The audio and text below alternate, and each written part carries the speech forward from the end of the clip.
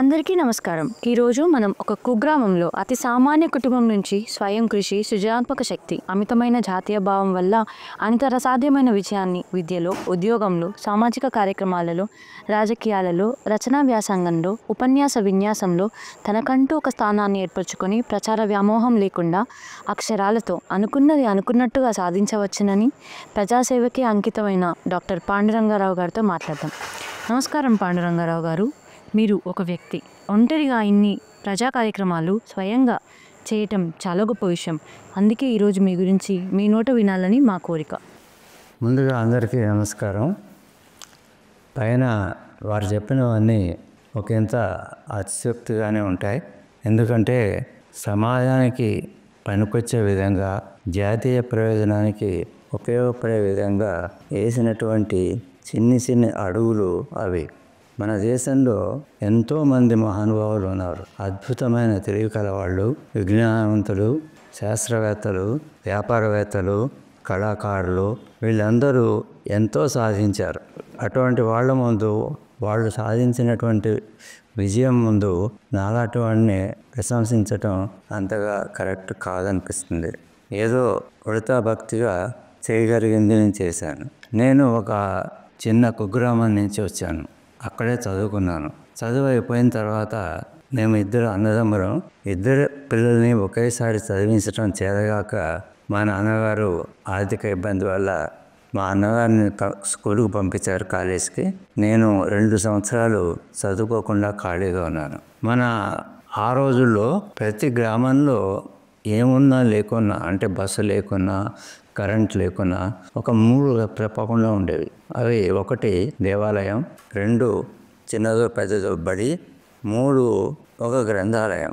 గ్రంథాలయాలు మాయమైపోయినాయి. ఇప్పుడు ఈ మిగిలిన 2 ఉన్నాయి. అయితే ఆ 2 సంవత్సరాలు నేను ఖాళీగా ఉన్నప్పుడు నేను చేసిన పని ఏంటంటే మా ఊరి గ్రంథాలయంలో ఉన్న పుస్తకాలన్నీ చదివాను. వాటితోటి నాకు కలిగినటువంటి లాభం ఈనాడు నాకు అవి ఆసరా ఇస్తున్నాయి.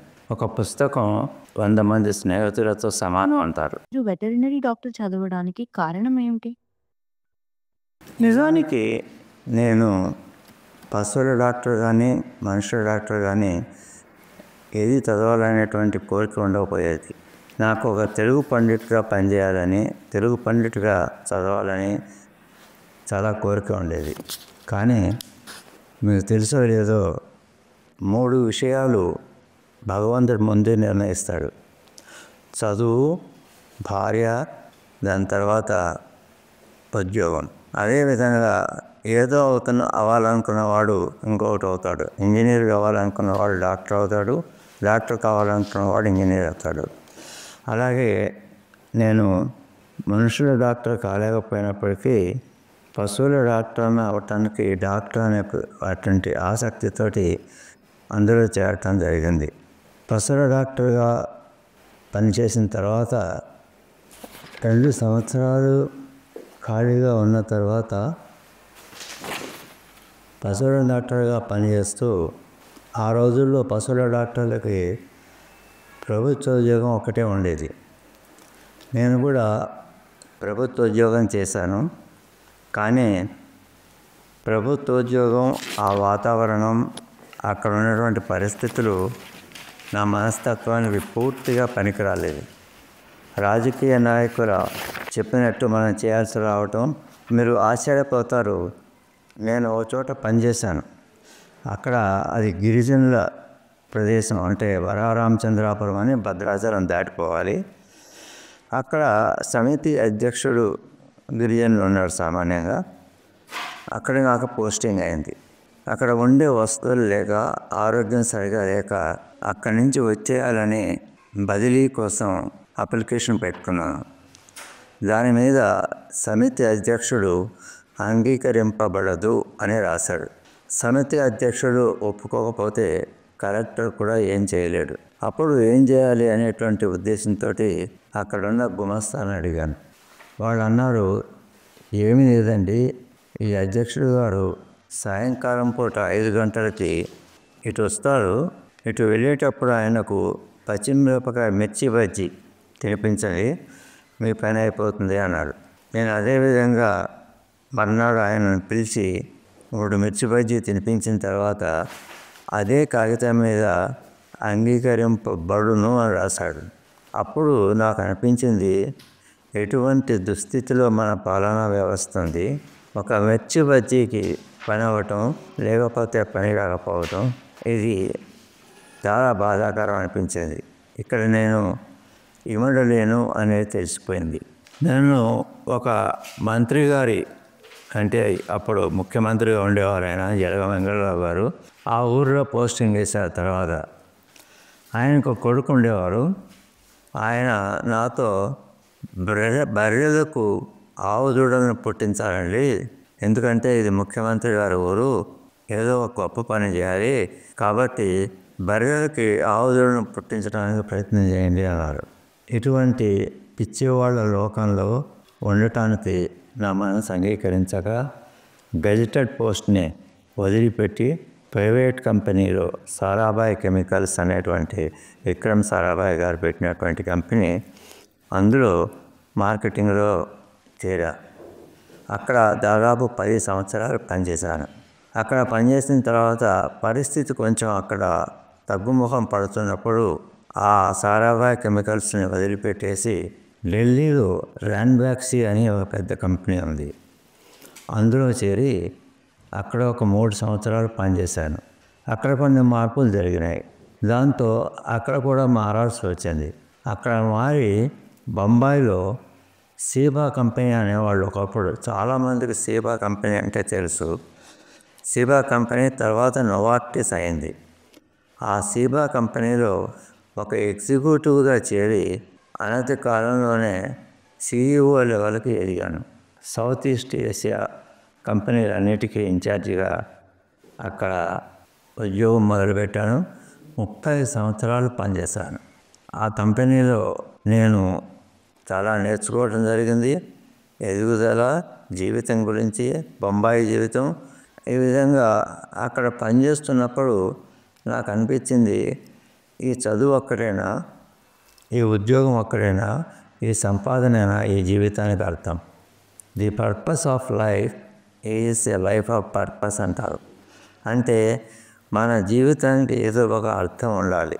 అది నేను ఎప్పుడూ అనుకునేది, జాతీయ ప్రయోజనం అయినా ఉండాలి, సమాజ ప్రయోజనం అయినా ఉండాలి, ప్రజాహితమైనదైనా ఉండాలి అనే ఉద్దేశంతో మానవ వికాస కేంద్రం అని ఒక సంస్థ పెట్టడం జరిగింది హైదరాబాదులో.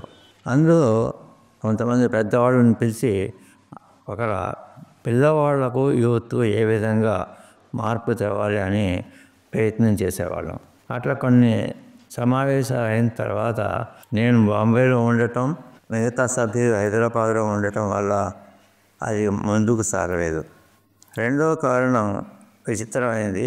హైదరాబాదులో, మొత్తం మీద తెలంగాణలో ఏదైనా మీటింగ్ పిలిస్తే విందు భోజనం ఉంటేనే వాళ్ళు సామాన్యంగా హాజరవుతారు. విందు భోజనం లేదు అంటే చాలా తక్కువ మంది వస్తారు. కాబట్టి రాను రాను విందు భోజనం లేనందువల్ల కూడా సభ్యులు రావటం తగ్గింది. దాని యొక్క యాక్టివిటీ అక్కడ అంతటితో ఆగిపోయింది. దాని తర్వాత నోవార్టిస్లో నుంచి రిటైర్ కాకముందే నేను ఒకసారి అనుకోకుండా యాదృచ్ఛికంగా శ్రీ అల్లు అరవింద్ గారిని కలవడం జరిగింది. ఆయన అప్పుడు ప్రజారాజ్యం అనే పార్టీ పెట్టడానికి ప్రయత్నం చేస్తున్నాడు.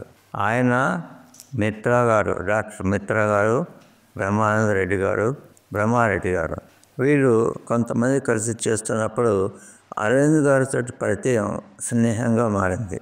వెళ్ళి అక్కడ కొత్త రోజుల్లో ఆ ప్రజారాజ్యానికి, దాని నిర్మాణ కార్యక్రమంలో నేను కూడా బాగా పంచుకున్నాను. బొంబాయి నుంచి వచ్చి ఇక్కడ పనిచేసి వెళ్ళేవాడిని. దానికి ఒక రూపకల్పన జరిగిన తర్వాత నాకు తెలిసింది ఏమిటంటే, ఎవరైనా డబ్బు చుట్టూనే తిరుగుతారు. ఆ డబ్బు కారణంగానే నేను అక్కడి నుంచి వదిలిపెట్టి వెళ్ళాల్సి వచ్చింది. 2 విషయాలు మా బాస్ ఎప్పుడూ చెప్తుండేవాడు. డబ్బు, స్త్రీ, ఈ రెండింటికి దూరంగా ఉండు, నువ్వు పైకి వస్తావని. ఆ పార్టీ వదిలిపెట్టిన తర్వాత అప్పుడు లోక్ సత్తా పార్టీ అని ఒక ఆన్ని ఒక ఐఏఎస్ ఆఫీసర్గా పనిచేసినటువంటి మహానుభావుడు రాజీనామా చేసి ఈ అవినీతికి అంతం చేయాలనే ఉద్దేశంతో ఆ పార్టీని పెట్టి దాన్ని నడుపుకునేవాడు. చాలా ఎక్కువగా ఆకర్షిస్తున్నాను ఆయన చూసి, ఆయన వ్యక్తిత్వం చూసి, ఆయన భావాలు చూసి, ఆ పార్టీ యొక్క ఉద్దేశాలు చూసి. అప్పుడు ఆయనతో చేరి కలిసి పనిచేయాలనే ఉద్దేశంతో వెళ్ళి కలిశాను. దాని తర్వాత 14 సంవత్సరాలు ఆ జయప్రకాష్ నారాయణ గారితో లోక్సత్తా పార్టీలో పనిచేశాను. అక్కడ పనిచేసే రోజుల్లోనే 2009లో మలక్పేటలో ఎమ్మెల్యేగా పోటీ చేయడం జరిగింది. నేను బొంబాయిలో ఉంటూ ఒక 19 రోజుల ముందు నియోజకవర్గానికి వచ్చి ప్రయత్నం చేస్తే ఎన్నికలు గెలవటం అనేది అసంభవం కూడా. అదే జరిగింది.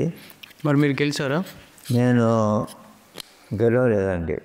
కారణం ఆ పర్టికులర్ నియోజకవర్గంలో హిందువులు తక్కువగా ఉన్నారు. 2, నేను అప్పుడే వచ్చాను. 19 రోజుల ముందు వచ్చి నేను మీకు ఏదో చేస్తాను, మారుస్తాను అంటే ఎవరు నమ్మరు. ఇంకొక పొరపాటు నేను ఏం చేశానంటే, నేను బొంబాయిలో ఉంటానని చెప్పాను. బొంబాయిలో ఉండేవాడు మనకైనా సహాయం చేస్తాడని ఓటేసినవాడు తక్కువ. కాబట్టి గెలవలేదు, కానీ అనుభవం వచ్చింది. చక్కని క్యాంపెయిన్ చేశాము. ప్రజలు అందరితోటి పరిచయాలు పెరిగినాయి. ఎన్నికలు అంటే ఏమిటి అనేది కొంచెం అవగాహన వచ్చింది. అదే కాకుండా ఆ పార్టీలో 6 సంవత్సరాలు రాష్ట్ర అధ్యక్షుడిగా కూడా పనిచేశాను. పోను లోక్సత్తా పార్టీ కొంచెం స్పీడ్ తగ్గించింది. ఆ స్పీడ్ తగ్గడం, ఫోకస్ తగ్గడం, దాంతో ఆ పార్టీని కూడా వదిలిపెట్టవలసి వచ్చింది. అప్పుడే కేసీఆర్ గారికి కుడిభుజంగా ఉండి తెలంగాణ ఉద్యమంలో విద్యార్థుల్ని, యువతని కదిలించినటువంటి వ్యక్తి శ్రీ కోదండరామ్ గారు. కోదండరామ్ గారు తెలంగాణ జన సమితి అని ఒక పార్టీ పెట్టారు. అప్పుడు నేను వెళ్ళి ఆయనతో కలిశాను. ఆయనతో ఒక 3 సంవత్సరాలు పనిచేశాను. కానీ ఆ పార్టీ ముందుకు పోవటం లేదు. మనకి తెలుగులో సుమతి శతకంలో ఒక పద్యం ఉంది. తానెక్కిన పారని గుర్రము గ్రక్కున విడువంగ వలయు కదరా సుమతి. అంటే మీరు ఎక్కితే నడవని ఆ గుర్రాన్ని అక్కడే వదిలిపెట్టేయాలి, దాన్ని పట్టుకొని లాగొద్దు. అదే ఉద్దేశంతో అక్కడ వదిలిపెట్టేసి ఇప్పుడు గత 4-5 సంవత్సరాల నుంచి బీజేపీలో పనిచేస్తున్నాను. మీరు అడగచ్చు, ఎందుకు ఈ పార్టీలన్నీ మారారు, ఈ రాజకీయాలు అంత అవసరమా? మార్పు తేవాలి అంటే అధికారం అవసరం. నిజానికి రాజకీయాలంటే పరమ అసహ్యం ఉండేది. ఎందుకంటే నేనే కాదు, చాలామందికి రాజకీయాలంటే అసహ్యం ఉంటుంది. ఎందుకంటే వాళ్ళందరూ కూడా దుర్మార్గులు అనేటువంటిది, అందరూ కూడా అవినీతిపరులు అనేటువంటిది, అందరూ కూడా కబ్జాదారులు అనేటువంటిది భావం ఉంది. అటువంటప్పుడు మన బాధ్యత అంటే దాన్ని శుభ్రం చేయటం, ప్రక్షాళన చేయటం. అటువంటి రాజకీయాన్ని ప్రక్షాళన చేయాలనంటే దాంట్లో చేరాలి. ఒక చెరువుని శుభ్రం చేయాలంటే చెరువులో దిగాలి. అదే ఉద్దేశంతో నేను రాజకీయాల్లోకి దిగాను. రాజకీయాల యొక్క రూపు మార్చాలనే ప్రయత్నం చేయటానికి దిగాను. అసలు నాకు ఎక్కువగా ఇష్టమైనది సాహిత్య సేవ, పుస్తకాలు రాయటం, ఇవి చాలా ఇష్టమైన అన్నమాట. ఎందుకంటే సి నారాయణ రెడ్డి గారని తెలుగులో తెలంగాణలో ఒక పెద్ద కవి, సినిమాలకి పాటలు రాస్తూ ఉంటారు. ఆయన రాశాడు, ప్రపంచం ఒక పద్మవ్యూహం, సాహిత్యం ఒక తీరని దాహం. అది రాయటం మొదలు పెడితే అసలు వ్యసనంలాగా ఏర్పడుతుంది. నాకు అదే జరిగింది. నేను దాదాపు ఒక 10-15 పుస్తకాలు రాశాను. మీ పుస్తకాలు ఎవరిని ఉద్దేశించి రాసినవి? వాటి విషయాలు ఏమిటి? ఎటువంటి విషయాలపైన రాశారు? ఈ ముఖ్యంగా యువతను మేలుకొల్పటానికి. ఈరోజు యువత తప్పుడు మార్గంలో వెళుతోంది. ఎందుకంటే ఎవరు వాళ్లకు సరైన మార్గదర్శకత్వం చూపించేవాళ్ళు లేరు. తల్లిదండ్రులు కానీ, ఉపాధ్యాయులు కానీ, మిత్రులు కానీ వాళ్ళు సరైన మార్గంలో వాళ్ళని పెట్టడానికి, అవగాహన కనీసం కల్పించడానికి నా పుస్తకాలన్నీ యువత కోసం ఉంటాయి. వాటి పేర్లు కూడా యువతను మేలుకొల్పేవిగా ఉంటాయి. అట్లాంటి వాళ్ళని కార్యోన్ముఖులుగా చేయడం కూడా నా ఉద్దేశం. నా పుస్తకాల పేరు కూడా అదే నేను చెప్పాను. తిరగబడు, పరుగిడు, త్వరపడు, భయపడకు, నిగ్గదీసి అడుగు, ఇట్లాంటి పేర్లు. అంటే ఆ కాన్సెప్ట్ తోటి పుస్తకాలు ఉంటాయి. వాటితోటి కొంతమంది అయినా నేను నిద్ర మేలుకొని దేశం కోసం, వాళ్ళ యొక్క భవిష్యత్తు కోసం పనిచేస్తారనే ఉద్దేశంతో పుస్తకాలు చేయటం జరిగింది. కానీ పూర్వం ఏమైంది, చదివే వాళ్ళు తక్కువయ్యారు. చదవటం అనేది పోయింది, అధ్యయనం అనేది లేదు, ఎవరు చదవటం లేదు. మొబైల్ ఫోన్లు వచ్చిన తర్వాత చదివేవాళ్ళు రాసేవాళ్ళు తక్కువయ్యారు. గ్రంథాలయాల్లో మంచి మంచి పుస్తకాలు, గొప్ప గొప్ప కవులు రాసినటువంటివి మట్టి తింటున్నాయి. అక్కడికి వెళ్ళేవాడు లేడు. ఇది గ్రహించి ఏ మాధ్యమం అయితే ప్రజల దగ్గరకు చేరతామని ఆలోచించారు. ఉపన్యాసాలు వాళ్ళకు వద్దు, పుస్తకాలు వద్దు, మరి ఏమున్నాయి చూస్తే వాళ్ళు అందరూ కూడా ప్రతి వాడి చేతిలో ఒక మొబైల్ ఫోను, అందులో యూట్యూబ్లో అసభ్యకరమైనటువంటి కార్యక్రమాలు వస్తాయి, అవన్నీ చూసి సంతోషిస్తున్నారు. అంటే దానివల్ల కూడా కొంత చెడిపోతున్నారే తప్ప దాన్ని ఉపయోగించుకునేటువంటి పరిస్థితి లేదు. అది ఆలోచించి నేను యూట్యూబ్ ద్వారా వాళ్ళని చేరాలనే ఉద్దేశంతో వికాస భారతి అనేటువంటి ఒక యూట్యూబ్ ఛానల్ పెట్టడం జరిగింది. దానిలో కూడా అది ఒక రకమైనటువంటి అకాడమిక్ ఛానల్, ఎంటర్టైన్మెంట్ ఛానల్ కాదు. అందులో పాటలు లేకపోతే డ్యాన్స్ ప్రోగ్రాంలు, నాట్యాలు ఏమీ ఉండవు. కేవలం వికాసం కోసం. అంటే అక్కడ విద్య మీద ఫోకస్ చేయటం, లేదా ఆరోగ్యం మీద ఫోకస్ చేయటం. ఈ పొగ తాగేవాళ్ళు, అంటే గుట్కా కానివ్వండి, సిగరెట్లు కానీ వాళ్ళు కానివ్వండి, మద్యం మీద ఎవరైతే మద్యానికి బానిసలయ్యారో వాళ్లకు అవగాహన కలగడం కోసం, ఈ మందు అంటే డ్రగ్స్ తినే వాళ్ళ కోసం వీళ్ళ మీద ఫోకస్ చేస్తూ వీడియోలు తీయడం జరుగుతుంది. మీరు అన్నది చాలా వరకు నిజం. ఎందుకంటే చిన్న పిల్లవాడి నుంచి ఒక ముసలివాడి వరకు ఈ మొబైల్ యొక్క వ్యసనం పట్టుకుంది. ఇది ఉన్నప్పుడు ఇక వేరే దీని మీద ధ్యాస లేకుండా పోయింది. కళల మీద, సాహిత్యం మీద, వేటి మీద కూడా ధ్యాస లేకుండా వాటిలోనే మునిగి తేలుతున్నారు. కాబట్టి దాని గురించి కూడా మొబైల్ను ఉపయోగించుకోవడం ఎలా అనేది కూడా ఒక వీడియో తీయబోతున్నాం. మొబైల్ చాలా ఉపయోగకారి, చాలా గొప్ప అస్త్రం అది, ఒక ఆయుధం అది, అన్నీ ఉన్నటువంటి ఆయుధం అది. ఒక చిన్నది చేతిలో ఉంటే చాలు. కానీ దాన్ని సక్రమంగా వాడుకోవాలి. దాన్ని పనికొచ్చే విధంగా వాడుకుంటే అది మంచిది, మొబైల్ చెడ్డది కాదు. కానీ అన్నీ మానేసి వ్యసనపరులాగా, వ్యసనం ఎప్పుడైతే ఏర్పడుతుందో అది నాశనానికి దారితీస్తుంది. మహాభారతంలో ధర్మరాజు ఉన్నాడు, చాలా మంచివాడు, మంచి సత్యం అడుగుతాడు, ధర్మం కోసం చేస్తాడు, అన్నీ బాగున్నాయి. కానీ ఒక చిన్న వ్యసనం ఉంది, జూదం ఆడటం. ఆ జూదం ఆడటం వ్యసనం వల్ల ఆయన పూర్తిగా సర్వనాశనానికి అయిపోయాడు. భార్య పోయింది, తమ్ముడు పోయారు, రాజ్యం పోయింది, ఆస్తి పోయింది, ఆభరణాలు పోయినాయి. అందుకని ఏదైనా కూడా మోడరేట్గా, అవసరానికి ఉపయోగపడేటట్టుగా దాన్ని ఉపయోగించుకుంటే అది చాలా చాలా ప్రగతికి, వికాసానికి ఉపయోగపడుతుందని చెప్పడానికి కొంత ప్రయత్నం చేయడానికి ఒక వీడియో తీయబోతున్నాం. ఇది కాకుండా ఒక చిన్న ఆర్గనైజేషన్ ఒకటి పెట్టాము. దాని పేరు ఫోరం ఫర్ ఫెయిర్ ప్రాక్టీసెస్. అంటే మంచి పద్ధతులు ఏమిటి, ఎవరైతే తప్పుడు పని చేస్తారో, ఎవరైతే రాజ్యాంగానికి విరుద్ధంగా పనిచేస్తారో, ఎవరైతే అత్యాచారం, అన్యాయాన్ని సపోర్ట్ చేస్తారో, లేకపోతే ఇన్వాల్వ్ అవుతారో, కబ్జాదారులు అవుతారో, ఇట్లాంటి వారందరూ కొంతమంది వీళ్ళు ఏంటంటే పైన నుంచి కింది వరకు సంబంధాలు ఉండటం వల్ల ఎవరు దాని గురించి పట్టించుకోరు. ప్రజలు పట్టించుకోవాలి, ప్రజలు నోరెత్తి గళమెత్తి అడగాలి, అది జరగటం లేదు. అందుకని ఈ ఫోరంలో ఎవరైతే తప్పు చేస్తారో వాళ్ళ గురించి తెలిసినటువంటి సమాచారాన్ని కేంద్రంలో దానికి సంబంధించిన మంత్రిత్వ శాఖకి పంపించడం జరుగుతుంది. దాన్ని ఫాలో అప్ చేసి ఇన్వెస్టిగేషన్ అయ్యేటట్టుగా చూస్తాం.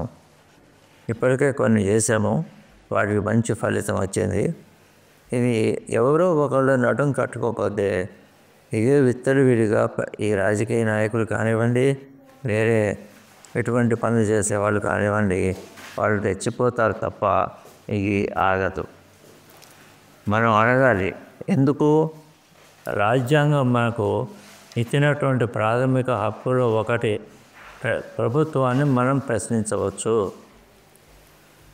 కాబట్టి ఆ ప్రభుత్వాన్ని ప్రశ్నించి మంచిదారులు నడిచేటట్టు, ప్రజలకు పనికొచ్చే విధంగా పనిచేసేటట్టు, ప్రగతి వైపు రాష్ట్రాన్ని కానీ దేశాన్ని కానీ తీసుకువెళ్ళేటట్టు చూడటం మన బాధ్యత కూడా. వాళ్ళది హక్కు, మనది బాధ్యత, మనది హక్కు, వాళ్ళది బాధ్యత. ఈ రెండు కలిపి చేస్తూ పోవాలి. అది నా ఉద్దేశం. స్వామి వివేకానంద ఆయన చెప్పినటువంటి ఎన్నో వేదాంతం ఎన్నో చెప్పాడు. అన్నిటికన్నా బాగా నచ్చింది ఒక్కటే, చిన్నది, be good and do good. మంచి చెయ్యి, మంచిగా ఉండు. ఈ రెండు పనులు సమాజం చేస్తే చాలు, సమాజానికి అభివృద్ధి జరుగుతుంది. ఈ జనరేషన్లోని తల్లిదండ్రులకు మరియు పిల్లలకు మీ వంతుగా ఏదైనా సలహా ఇవ్వాలనుకుంటున్నారా? ఆ పేరెంట్స్, ముఖ్యంగా పేరెంట్స్ బాధ్యత పిల్లల్ని సన్మార్గంలో పెట్టడానికి ప్రయత్నం చేయాలి. అది వేరే ఎవ్వరు చేయరు. ఇంట్లో ఉండేది వీళ్ళు, తల్లి తండ్రి, వీళ్ళు చేయాలి. తల్లి అమ్మ ఒడి మొదటి బడి అంటారు. అక్కడి నుంచి మొదలవుతుంది, తల్లి ఒళ్ళో గొంట నుంచి మొదలవుతుంది. అది సక్రమంగా తల్లిదండ్రులు శ్రద్ధ తీసుకోకపోతే స్నేహితులు తీసుకుంటారు. స్నేహితుల్లో మంచివాడు ఉంటారని ఏం లేదు. ఆ చెడు స్నేహానికి వెళ్ళినప్పుడు తండ్రి కూడా ఏం చేయలేడు. ఈ రోజుల్లో తల్లిదండ్రులు ఒక రకంగా బాధ్యతారహితంగా, అంటే వాళ్ళు పనులు కానివ్వండి, ఉద్యోగాలు కానివ్వండి, సంపాదన కానివ్వండి, వీటి వల్ల పిల్లల్ని పట్టించుకోవటం లేదు. పిల్లలు వారి తల్లి కూడా ఉద్యోగం చేస్తుంది. ఉపాధ్యాయులు చాలా చోట్ల ఈ రియల్ ఎస్టేట్ బిజినెస్ ఏదో చేస్తున్నారు. వాళ్ళకు వ్యాపారాలు, వాళ్ళకు వేరే యావగేషన్స్ వాళ్ళకు ఉన్నాయి. మరి ఇవి ఎక్కడి నుంచి నేర్చుకుంటాడు?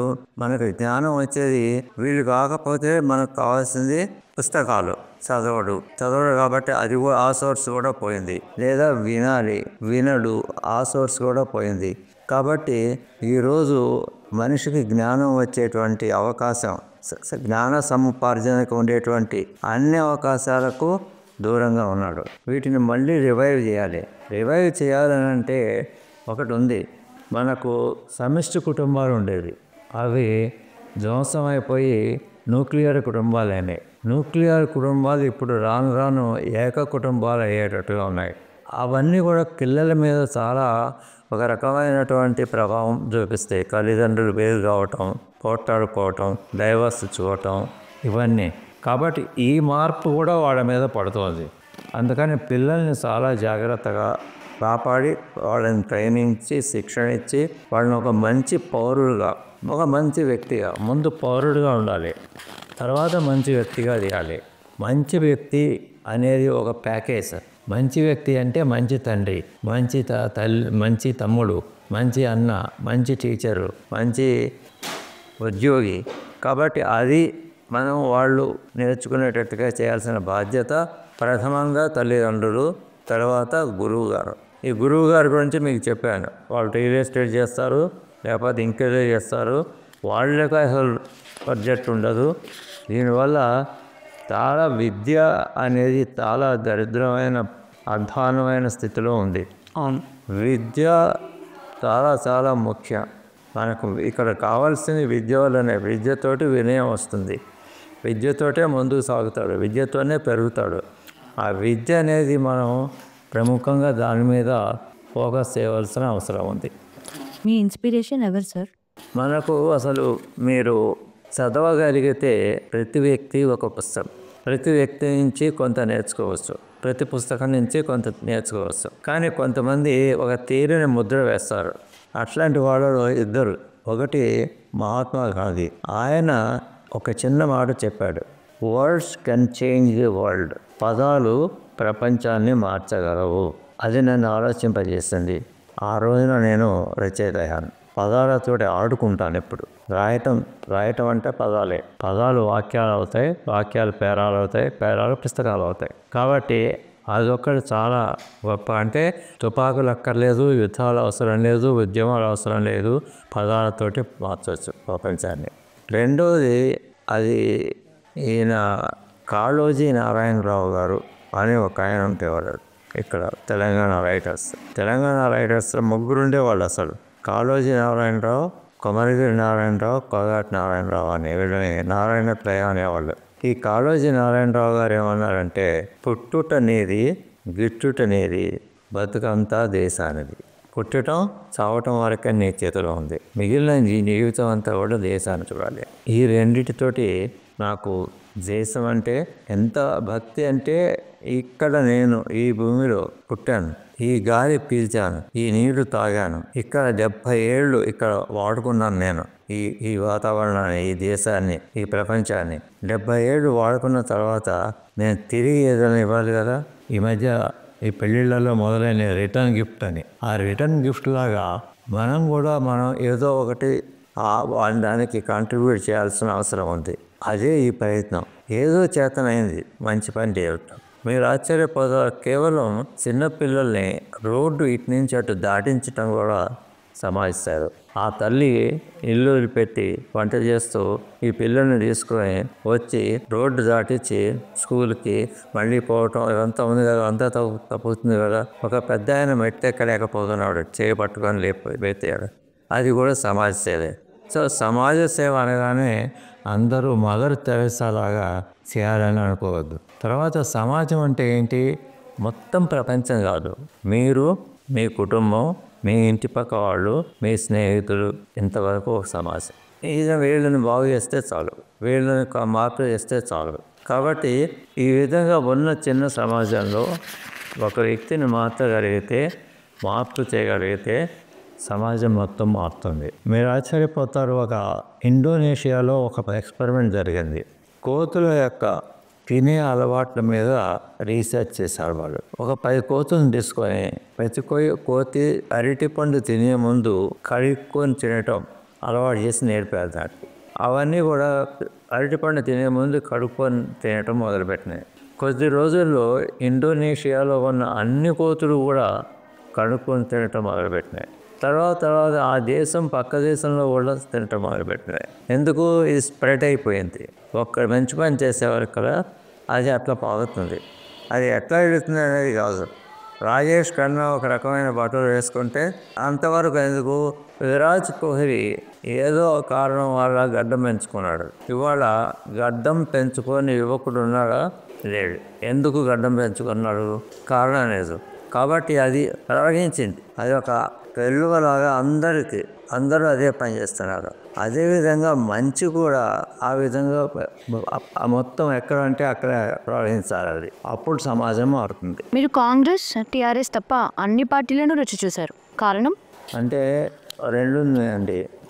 ఒకే కంపెనీలో ఒకే ఆర్గనైజేషన్లో 40 ఏళ్ళు పనిచేశాడు అనుకోండి. అతను ఏం చెప్తాడంటే, నేను ఇక్కడ 40 ఏళ్ళు బట్టి పనిచేస్తున్నాను అంటాడు. అంటే నిజానికి అతను ఏం చేస్తున్నాడంటే, ఒక అనుభవాన్ని 40 సార్లు హెచ్చిస్తున్నాడు, మల్టిప్లై చేస్తున్నాడు.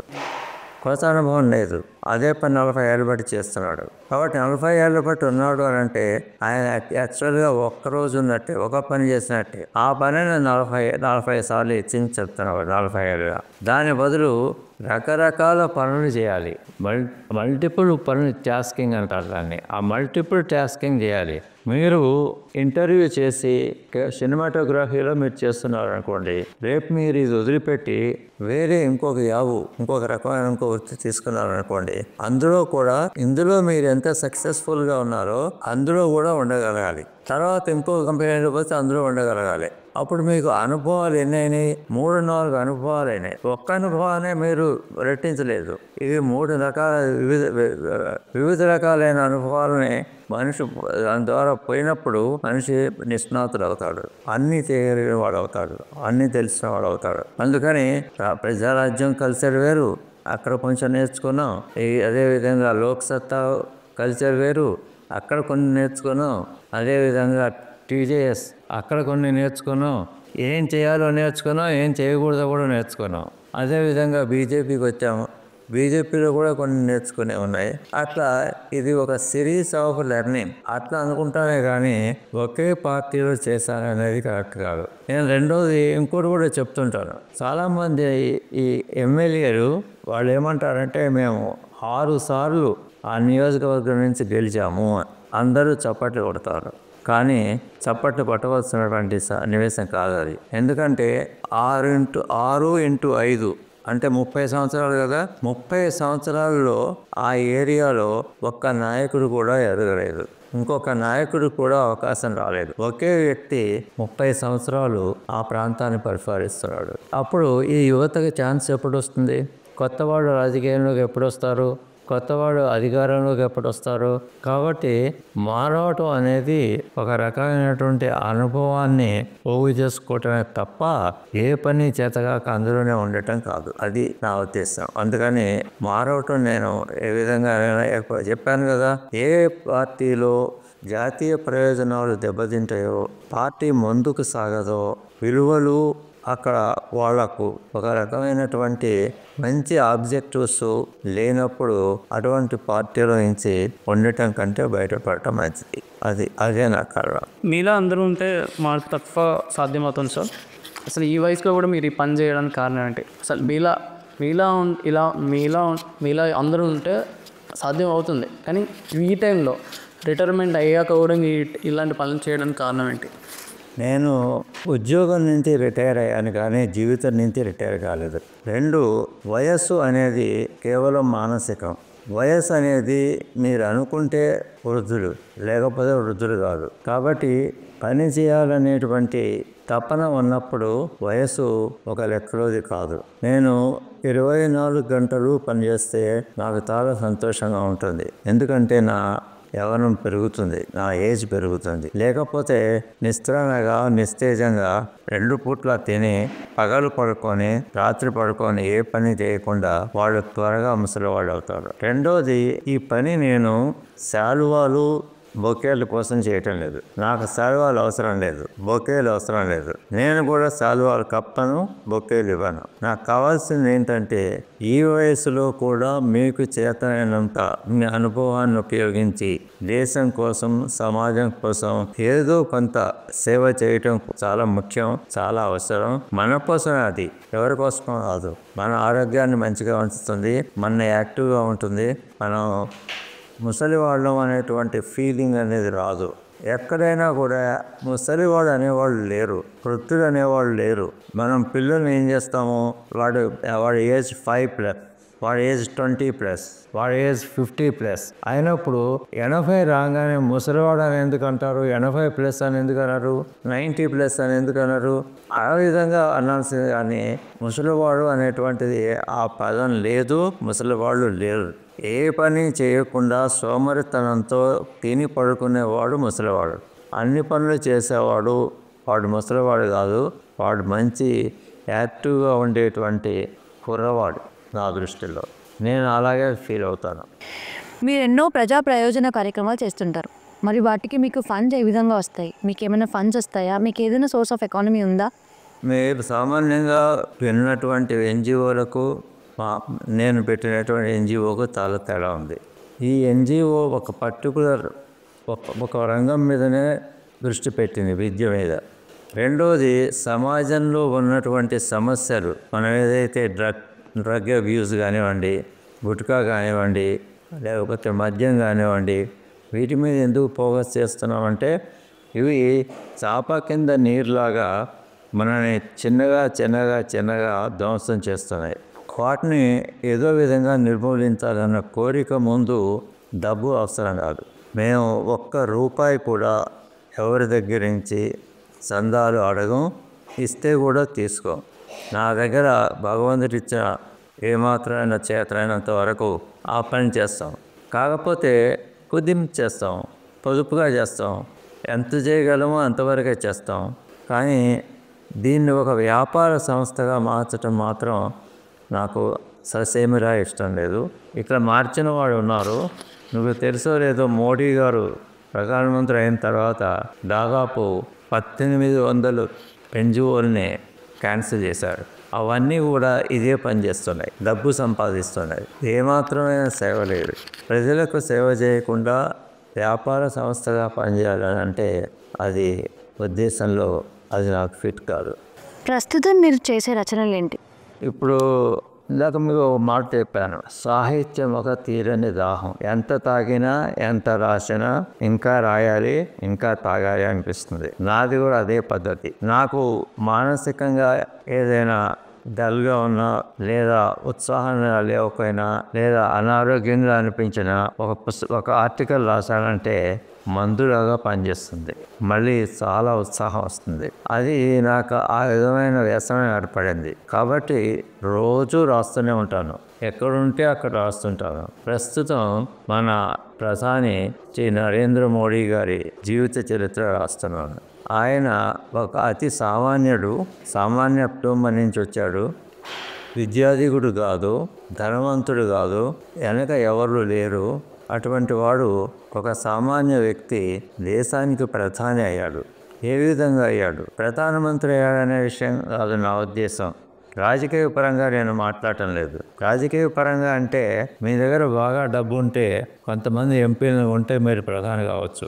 కానీ ఆయన వ్యక్తిత్వం, తర్వాత ఆయనలో ఆ తెలివితేటలు, చదువు తక్కువ ఉన్నవాడు మాట్లాడేటువంటి మాటల కంటే కూడా అర్థవంతమైన మాటలు ఆయన చెప్పేవి చూస్తుంటే ఇదంతా ఎక్కడ నేర్చుకున్నాడు, ఎట్లా నేర్చుకున్నాడు, ఎట్లా సాధ్యమైంది, ఎక్కడి నుంచి ఆయనకు ఈ ఆధ్యాత్మికత మీద పోయి ఆశ్రమాల్లో ఉండి ఏం నేర్చుకున్నాడు, మరి సన్యాసి నుంచి సామ్రాట్గా ఏ విధంగా మారాడు, ఈ విషయాల మీద దృష్టి పెట్టి చాలామందికి తెలియని విషయాల్ని ఈ పుస్తకంలో రాస్తున్నాను అన్నమాట. దీని పేరు ప్రభంజనం. ప్రభంజనం అంటే సుడిగాలి. అందుకని ఆ పుస్తకం త్వరలోనే బయటకు వస్తుంది.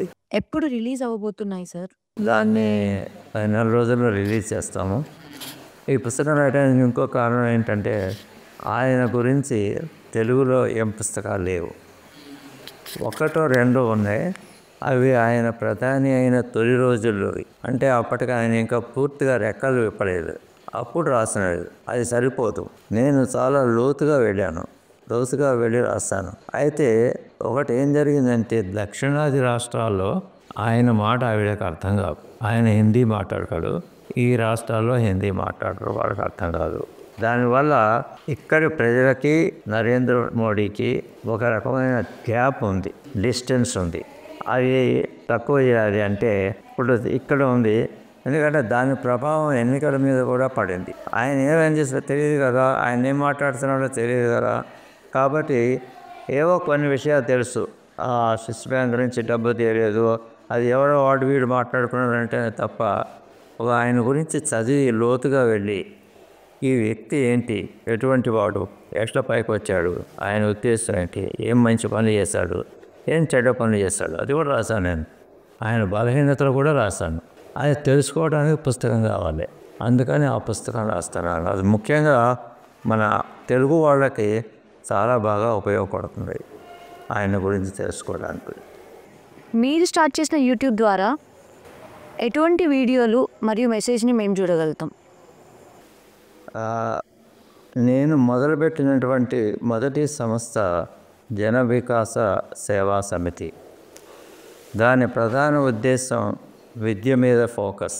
అంటే ఈరోజు పాఠ్యాంశాల్లో పిల్లలకు ఈ అలవాట్ల గురించి కానీ, పెద్దల్ని గౌరవించాలని కానీ, గురువుల్ని గౌరవించాలని కానీ, ఈ విషయాలు శుభ్రంగా ఎందుకు ఉండాలి, స్నానం ఎందుకు చేయాలి, ఈ సోషల్ సైన్స్ అనేది లేదు.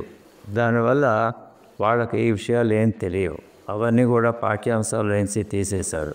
మేము స్కూల్స్ ఈ ప్రాథమిక విద్యాలయాలకు వెళ్ళి అక్కడ పిల్లలతోటి ఈ విషయాలు చర్చించి వాళ్లకు ఈ విధంగా ఎట్లా పొద్దున్నే లేవాలి, స్నానం చేయాలి, చదువుకోవాలి, హోంవర్క్ చేయాలి, పెద్దవాళ్ళని గౌరవించాలి, గురువుగారిని గౌరవించాలి, ఈ విధంగా నేర్పి చిన్నప్పటి నుంచే. ఎందుకంటే ఈరోజు రేపు ఈ దేశాన్ని పరిపాలించబోయేటువంటి నాయకులు, రేపు డాక్టర్లు కాబోయేవాళ్ళు, రేపు కాబోయే ఇంజనీర్లు, వాళ్ళందరూ ఇప్పుడు ఎక్కడున్నారు? క్లాస్ రూముల్లో ఉన్నారు. వాళ్ళతో మాట్లాడితే వాళ్ళే రేపు ఒక మంచి సమాజాన్ని ఏర్పడి దేశాన్ని ముందుకు తీసుకెళ్తారు. లేకపోతే మనం ఒక రకమైన నాసిరకపు సమాజాన్ని సృష్టిస్తాము. దానికి మనమే సిగ్గుపడాలి, మనమే కారణం అవుతాం. అది మన బాధ్యత, మన ప్రతి ఒక్క వ్యక్తి బాధ్యత పిల్లల్ని ఆ విధంగా చేయటం. కాబట్టి మేము స్వయంగా వెళ్ళి స్కూల్స్ తిరిగి స్కూల్ పిల్లలతో చేస్తాము. కొన్ని స్కూల్స్ చేసాము. ఇంతలోకే దురదృష్టవశాత్తు కోవిడ్ వచ్చింది. కోవిడ్ రాగానే స్కూల్స్ అన్నీ కూడా మూసేశారు. దాంతో కొంచెం గండి పడింది, కొంచెం ఆలస్యం జరిగింది. కానీ అది కంటిన్యూ మళ్ళీ చేస్తున్నాము. అది మొదటిది. అది మదర్ ఆర్గనైజేషన్, జన వికాస సేవా సమితి. తర్వాత ఆర్గనైజేషను ఒకటి ఫేస్బుక్లో ఒక పేజ్ తీసుకున్నాం. ఆ పేజ్ మనలో మాట అనే పేరుతో ప్రతిరోజు ఒక సబ్జెక్ట్ మీద ఆర్టికల్ రాస్తాము. చిన్న ఆర్టికల్, ఎక్కువ ఒక పేజీ ఇది. సో ప్రతిరోజు ప్రతివాడు కొంతమంది ఊరికే good morning good morning good morning అని పంపుతూ ఉంటారు. దానివల్ల ఏం అర్థం లేదా గుడ్ మార్నింగ్కి. దాని బదులు ఏదో ఒక మెసేజ్, ఏదో ఒక కొటేషన్, ఏదో ఒక జోకు, ఏదో ఒకటి పంపాలి. నేను సబ్జెక్ట్ తీసుకొని ఆ సబ్జెక్ట్ మీద రాసి దాదాపు 2000 మంది నా కాంటాక్ట్స్లో ఉన్నారో వాళ్ళందరికీ పంపుతాను. అది ఒక యాక్టివిటీ, మనలో మాట ఒక యాక్టివిటీ. అది జన వికాస సేవా సమితి కిందనే పనిచేస్తుంది అన్నమాట. ఇకపోతే ఈ వీడియోస్, యూట్యూబ్ వీడియోస్ అనేవి ఇవి నా ఉద్దేశం ప్రకారం నెలకు ఒక్కటి కనీసం ఇటువంటి సబ్జెక్ట్స్ మీద, అంటే చైల్డ్ లేబర్ మీద ఆలోచిస్తున్నాము చేయాలని చెప్పి అని, తర్వాత ఈ నోటా గురించి ఆలోచిస్తున్నాము. ఇట్లాంటి సబ్జెక్ట్స్ ఏవేవి ఉన్నాయో వాటిని తీసుకొని ఎలక్టోరల్ ప్రాసెస్ మీద ఆలోచిస్తున్నాము. ఇవి రిలీజ్ చేస్తూ ఈ సబ్జెక్ట్స్ మీద వాళ్ళకు అవగాహన ఏర్పరిచేటట్టుగా చేయటం అదొక యాక్టివిటీ. అది నడుస్తూ ఉంటుంది. ఫేస్బుక్ నడుస్తూ ఉంటుంది, మార్నింగ్ మనలో మాట నడుస్తూ ఉంటుంది, ఈ వీడియో నడుస్తూ ఉంటుంది. కొంచెం జాగ్రత్తగా ఫెయిర్ ప్రాక్టీసెస్ నడుస్తుంది. ఎందుకంటే మన దగ్గర ఆధారాలు లేకుండా ఎవరి మీద ఏది పడితే అది రాయలేము. కాబట్టి ఆధారాలు సంగ్రహించడం కోసం సమయం పడుతుంది. దాంతో ఆ యాక్టివిటీ నడుస్తూ ఉంటుంది. వీటిని సమన్వయం పరుస్తూ ఇవి చేస్తూ వీటితోటి పూర్తిగా దినం అంతా చేతి నిండా పని ఉంటుంది. అందుకే ముసలివాళ్ళం అది ఒక కారణం. మీరందరూ కూడా పని చేయండి, యాక్టివిటీ ఉండాలి. పని చేయండి, మీ ఆరోగ్యం బాగుంటుంది, మీ వయస్సు తగ్గిపోతుంది. పని చేయకుండా నిస్తేజంగా ఉండటానికి మనకు హక్కు లేదు. పని చేయటానికే మనం పుట్టాం. కాబట్టి మిమ్మల్ని అందరినీ కోరేది ఏదో ఒక పని చేయండి. మీకు వచ్చిన పని చేయండి. మీకు బొమ్మ వేయటం వస్తే అందులో నిష్ణాతులు కాండి, మీకు కథలు రాయటం వస్తే అందులో నిష్ణాతులు కాండి, మీకు వంట చేయటం వస్తే అందులో నిష్ణాతులు కాండి. అది చాలా చాలా ముఖ్యం. దేశానికి ఒక రాజకీయ నాయకుడే కాదు కావాల్సింది, అందరూ కావాలి. చెప్పులు కుట్టేవాళ్ళు కావాలి, బట్టలు కుట్టేవాళ్ళు కావాలి, బతికేవాళ్ళు కావాలి. కాబట్టి మనం కూడా అందులో ఒక భాగం. కాబట్టి మనం కాంట్రిబ్యూట్ చేయడం చాలా అవసరం. ఇది నా ఉద్దేశం. ఈ యూట్యూబ్లోని సబ్జెక్ట్స్ మనకు ఉపయోగపడేవి కాబట్టి మన ఒంటికి మంచిది, మన మనసుకు మంచివి. వాటిని రెగ్యులర్గా మీరు ఫాలో అప్ అయితే మీకు దానివల్ల చాలా చాలా ఇంట్రెస్టింగ్ ఆర్టికల్స్, వాటితోటి మీకు నాలెడ్జ్ వచ్చే అవకాశం ఉంది. రెడీగా తయారు చేసి పెట్టిన నాలెడ్జ్. ఉదాహరణకి కాన్స్టిట్యూషన్ ఆఫ్ ఇండియా, మీరు ఆ పుస్తకం మొత్తం చదవాలంటే చదవలేరు, కానీ దాన్ని ఎబ్రిడ్ చేసి సరళమైన భాషలో మీకు నేను అందిస్తున్నాను. ఒక్క పేజీలో చదువుతారు, మీకు తెలిసిపోతుంది. కాబట్టి ఇంతటి అవకాశం, ఇంతటి సౌలత్ ఉన్నప్పుడు దాన్ని వాడుకుంటే మంచిది. ఎన్నో పనులు మనం చేస్తాం రోజు. 10 నిమిషాలు చదవలేమా? ఒక్క 10 నిమిషాలు చదివితే సరిపోతుంది. ఆ చదవటం కూడా మీకు ఓపిక లేదు కాబట్టి వీడియో తీసుకొచ్చాము. కేవలం వినటం. ఈ శక్తులు 2 ఉంటాయి. ఒకటి శ్రవణ శక్తి, 2 గ్రహణ శక్తి. గ్రహణ శక్తి అంటే చదివి గ్రహించాలి, శ్రవణ శక్తి అంటే వినాలి, ఏం చేయొద్దు. ఈ వీడియోలో మీరు ఏమీ చేయొద్దు, వినటమే, కూర్చొని వినటం. వింటే అది మీ మైండ్లో పెడుతుంది, అక్కడ మీకు ఉపయోగపడుతుంది. కాబట్టి మా వీడియో వికాస భారతి అనే పేరుతో ఉంది. అది కొంతమందికి ముందే తెలుసు. మొదలు దీన్ని మిర్చి బజ్జీ అనే పేరుతోటి పెట్టడం జరిగింది. కారణం, సామాన్య మానవుడికి అందుబాటులో అర్థమయ్యేటట్టు, ప్రతి వాళ్లకు అర్థమయ్యే విధంగా ఆ పేరు పెట్టాము. ఇప్పుడు ఆ పేరు అందరికీ తెలుసు. దాంతోపాటు ఇప్పుడు ఈ వికాస భారతి అనేది, ఎందుకంటే దీని స్థాయి పెరిగింది, మేము అందించేటువంటి సబ్జెక్ట్స్ యొక్క స్థాయి పెరిగింది. కొంచెం పెద్దవాళ్ళు చదువుకున్న వాళ్ళు పనికొచ్చేది ఉంది.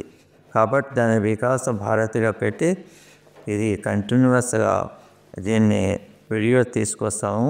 మీరందరూ తప్పకుండా ఈ వీడియోస్ చూడండి, మీకు దానివల్ల ఉపయోగం ఉంటుంది.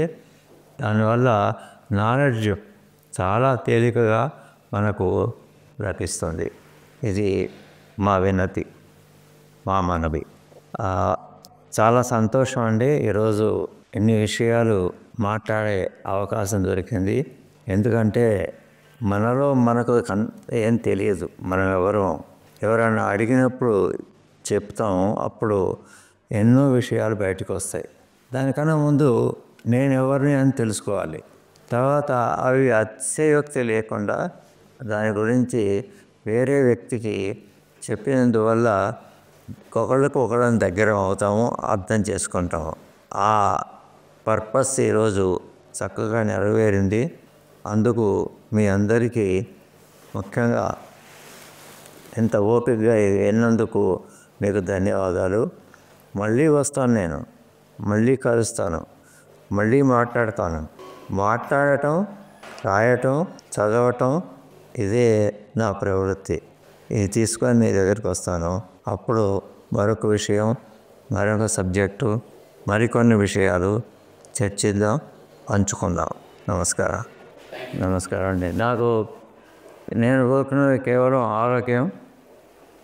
అది ఉంటే మీరు అన్నట్టు ఈ 77 ఏళ్ళు కాదు, 90 ఏళ్ళ వరకు దేశం కోసం, సమాజం కోసం కృషి చేస్తూ ఆనందంగా గడపాలని నా ఉద్దేశం.